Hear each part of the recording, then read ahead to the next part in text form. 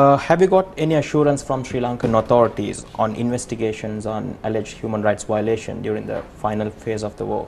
I received an assurance to the extent that the President, shortly before I arrived, announced the setting up of a new commission into disappearances. And I've seen the names of the appointees. The commissioners are people of high reputation and integrity. There is a former Chief Justice there, so I think these are welcome signs. What have you been able to learn about the civilian deaths and injuries during the last few months of the war? Well, I've learned that nobody has a database or skipping track of the figures, and I'm sure that the international community will be very helpful to Sri Lanka if they ask for assistance in gathering information. Do you still believe there is a need for an international inquiry into the war crimes allegations? I called for an international inquiry when nothing was happening. I welcome the fact that the LLRC was set up, and now I'm urging for recommendation of some of its good recommendations regarding accountability and justice issues, and I will continue to monitor the implementation of these recommendations and report to the Human Rights Council. In the North, Tamil civil society and political figures say there are far too many soldiers and the army is much too involved in everyday life, and you mentioned that in your speech as well. And the government denies this. Who is correct? The government says that the military have been employed in civil development matters, and I think that most of it is true. It would have been too costly to get international help to demine, for instance, so the military were trained to do that. Yesterday there were reports that people who gave evidence to you have been harassed by the military in the north. What action UN will take to protect them?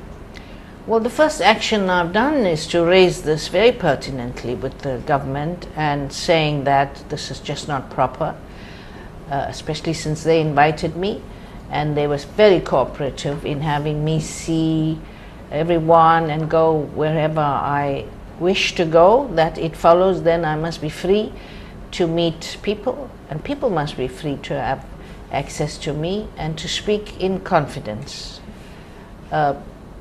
So this, firstly I alerted that to them. I intend to keep the focus on this, monitor the matter, and report such incidences in my report to the Human Rights Council. Many relatives of the disappeared people were protesting in the north when you visited the area. What action the government has taken on that? I am not clear as yet what progress is being made on the disappearances. I understand that the government is working closely with the International Red Cross on helping families trace their disappeared ones, and they seem to have covered quite a few cases, thousands in fact. So they told me it's an ongoing work. How sincere are the government's efforts in addressing other past human rights abuses, such as the unsolved killing of aid workers in 2006? I asked specifically about past cases, in particular the killing of the students at Trichomoli, called the Trichomoli 5, and the ACF killing, aid workers killing.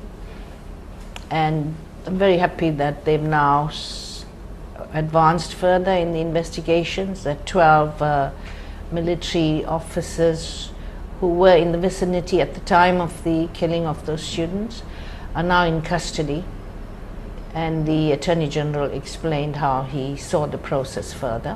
We've offered our assistance. The Sri Lankan government and its supporters say international human rights organizations ignore the victims of the Tamil Tigers and concentrate only on the victims of the state. What do you say to that? I made a point of seeing all victims.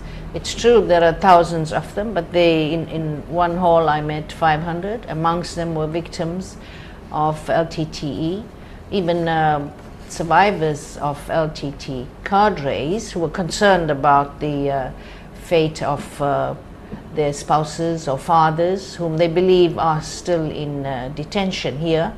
So I have met with victims of the violations committed by both sides.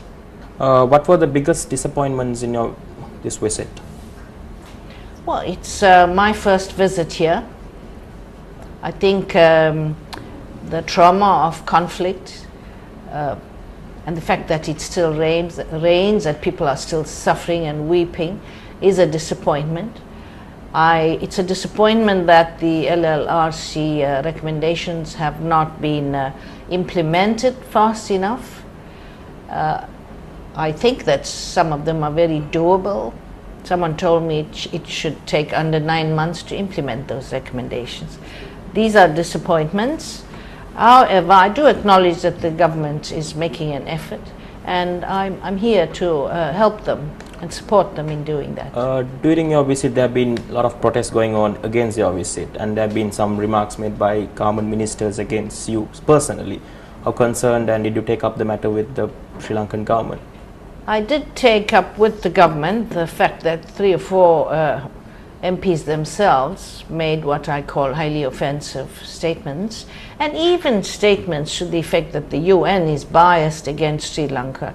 I tried to put the record straight, and I do appreciate that the President apologized for some of the more obnoxious statements. How well do you think post-war Sri Lanka under President Rajapaksa is progressing towards a society free of ethnic discrimination? Winning the war is a success. It should be followed up, as it was in my own country in South Africa under the leadership of President Mandela, to build a unified nation, to attend to the rights of all, and to ensure that democracy flourishes. You have a good example in the Youth Parliament, and that's how it should be. We should have greater democracy and less autocracy.